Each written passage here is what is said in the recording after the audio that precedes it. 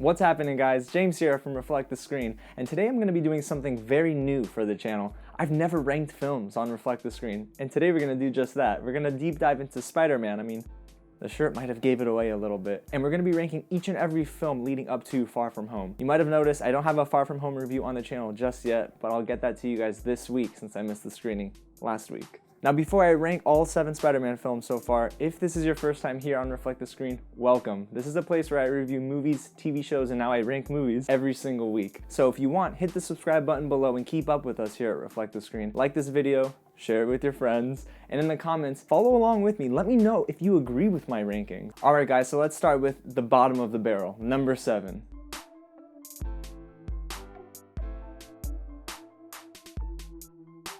Spider-Man 3 is, boy, it's a bad Spider-Man movie. I mean, it's not the worst film I've ever seen in my life, but it's not very good. Directed by Sam Raimi, this is the last of the Tobey Maguire Spider-Man films. It was released in 2007, and boy, I was like peak Spider-Man fan at that point. I was so in for everything that this entire universe was creating, and then it just felt completely flat. They introduced Venom and Sandman in this movie, and that was probably the first of many problems. Way too many villains in this movie, too many subplots going on at one time, and then the finger gun sequence. I mean, I key in on that because I think it just caps off everything this movie's about, and it's about mediocrity. Sam Raimi did something so great with 1 and 2, and then he just follows it up with this. There was a lot of controversy though, and I mean, Sam Raimi was not very happy with Sony. In an interview with Nerdist, he said, "It's a movie that just didn't work very well. I tried to make it work, but I didn't really believe in all of the characters, so that couldn't be hidden from people who loved Spider-Man." And in the same interview, he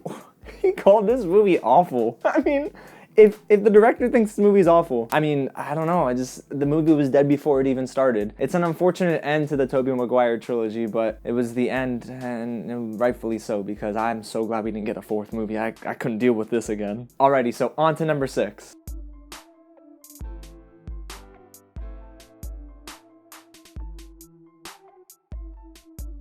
Now, even though this is at the bottom of the list, The Amazing Spider-Man 2 really isn't an awful movie. I mean, I was actually okay with what I got for the most part. Directed by Mark Webb, this is just a continuation as Andrew Garfield as Spider-Man, and I was 100% okay with that. There's also one of the most emotional sequences in any comic book film that I've seen between Garfield and Emma Stone. And hey, I actually really liked Jamie Foxx as Electro. I mean, honestly, he wasn't awful. People were really attacking him in his portrayal of Electro, but dude, he was good. I really liked the quirky mentality that he had, and then that sinister side. It felt like a good arc for his character. Now, that being said, where the movie plummeted was the handling of its villains. Electro was fine, but then you had Green Goblin, and then you had Rhino, and I thought, here we go again. This is almost a carbon copy example of where Spider-Man 3 went wrong. The movie was okay, but it wasn't exactly where it needed to be. Listen, we saw the end of this Andrew Garfield Spider-Man coming way before Amazing Spider-Man 2 even debuted.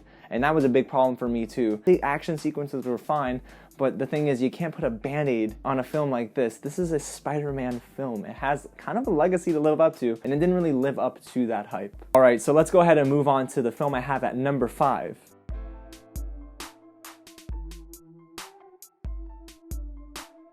Ta-da!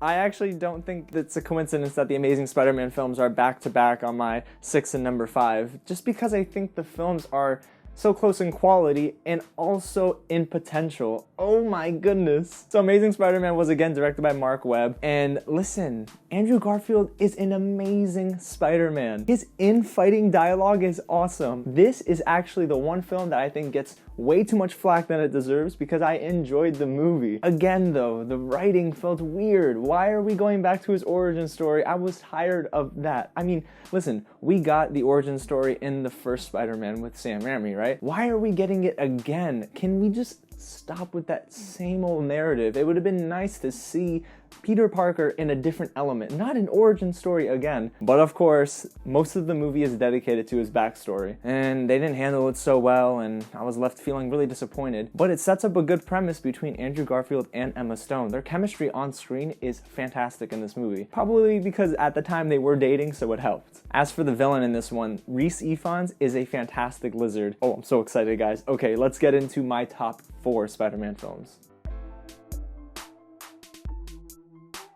So here is where my nostalgia really sets in. My number 4 is the first Spider-Man, directed by Sam Raimi. I've never seen anything like this before in my entire life. All of my car rides to elementary school as a 3rd grader, they were just full of radio chatter about this movie, filming in New York, Tobey Maguire as Spider-Man, the suits being stolen. I listened a lot to Y100, so you know, those were like kind of the headlines. I really couldn't help but be over the moon for this movie, and then when it dropped, I was absolutely floored. I mean, this is every 10-year-old's dream, right? And Spider-Man is my favorite superhero. So seeing him come to life after reading countless amounts of comic books really just did so much justice to me as a childhood fan. Now, rewatching Spider-Man 1 years later, especially as an adult, I realized it really isn't the perfect Spider-Man film. Nostalgia is only so powerful because Tobey Maguire looks like a 30-year-old man. The dude does not look like a high schooler, and I'm supposed to believe he's in high school? Like, okay. But then we get into Willem Dafoe. First of all, he's a fantastic actor, and him as the villain, the Green Goblin, oh my god. Y'all, I had like nightmares as a kid watching this movie, because there's one scene with that mask, and I'm like, man, about this life, man, this is some crazy stuff. The thing is though, it's not my top 3 for a reason, so let's go ahead and move on to number 3.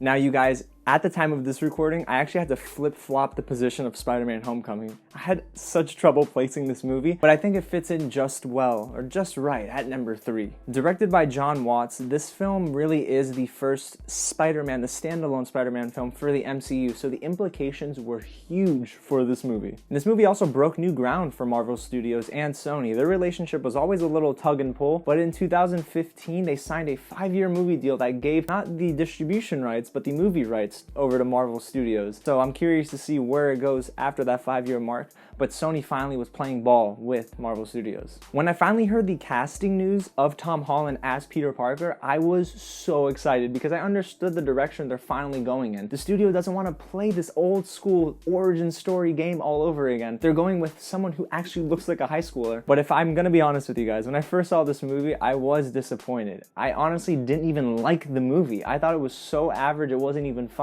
I was let down. Michael Keaton as Vulture didn't work for me. Tom Holland, I had no connection with him as Peter Parker, but I was told by a buddy of mine at the time that I need to watch this movie again, so I went out and I bought it on like a cheap day or whatever, and I sat home and wow, it's so much better on the second time. Honestly, I think that a lot of the flaws I had with the movie was because of my own personal bias. Tom Holland really is the best representation of both Peter Parker and Spider-Man. And what was I thinking about Michael Keaton? He's awesome as Vulture. So I mean, there's a lot of groundwork that was laid out, but it was laid out in such a perfect manner. I honestly can't envision a better Spider-Man than Tom Holland at this point. After hearing all that, you'd think this would be my number 1 Spider-Man film, but it isn't. Let's go ahead into number 2. If you have not seen Spider-Man Into the Spider-Verse, please go check it out as soon as you can. I know in my review I said I loved it, but I think I love it even more after thinking about it, and where I place it on this list is just like, it's totally justified. I was actually just talking to my girlfriend about this movie, and one of the things I brought up was, it works so well because the writing was actually near perfect. I honestly think it is perfect writing. Phil Lord and Rodney Rothman actually did a fantastic job of crafting the story of Miles Morales, and we've never seen that in the Spider-Man film. Actually, now every time I go to my local comic book shop at Tate's, I ask for Miles Morales comics, and they're always sold out because this movie had such an impact on audiences everywhere. It also blended together this comic book style that honestly is the best representation from comic book to big screen that I've ever seen. Oh my gosh, the coloring was so cool. But the thing is, I also thought that the look was a negative. In my review for Into the Spider-Verse, I said that there's this moment where you just all of a sudden realize, wait, is this supposed to be a 3D? Let me take my glasses off. It's supposed to be a 3D movie? But no, it's not. It's just, there's this effect that's used throughout the movie that makes it look as if you're watching a 3D movie without 3D glasses. But the movie, outside of that, really is nearly perfect. Now, while Into the Spider-Verse really is a near perfect film, it isn't my number 1. So, my number 1 Spider-Man film is Spider-Man 2, in my opinion, is the best Spider-Man film that has ever been crafted to date. Directed again by Sam Raimi, this was really the perfect sequel to the first Spider-Man film. It built upon the villains that they kind of set up in the first film, and also Tobey Maguire is peak Tobey Maguire in this movie, and that's a good thing, because Tobey Maguire in the first film didn't really sell it for me, and in the third film he's awful, but here he's at the mountaintop, and I think he does a great job at really just letting himself go and dive right into the character. But what puts the movie way over the top for me is Alfred Molina as Doc Ock. He's the best Spider-Man villain that has been put on the big screen, and it's due in large part to his acting. Him as Doc Ock is really sinister. The fighting sequences are absolutely fantastic, and Sam Raimi really just lets loose with all of his different filmmaking techniques. And there's also the most powerful Spider-Man sequence that I've seen in a film to date. The train sequence where he's holding back the train, I'm like, this is a great representation for the character because he's so selfless. He was willing to die to save those people on the train. And the movie felt so heroic because of the score by Danny Elfman. It was basically perfect. Yeah, nostalgia kinda hits home for this movie, but I really think that Spider-Man 2 is the best film. Alright guys, so that's my ranking of the Spider-Man franchise up to this point. I'm excited to see Far From Home because people are saying it is the best Spider-Man film to date. So look out for my Far From Home review this week. And the only way to do that, guys, is to just stay subscribed to Reflect the Screen. The big button is below. Go ahead and like this video if you enjoyed it, and in the comments, let me know your ranking for the Spider-Man franchise. And don't forget to check out Reflect the Screen on Instagram, Facebook, and Twitter. Alright guys, thank you so much for watching, and I'll catch you at the next screening.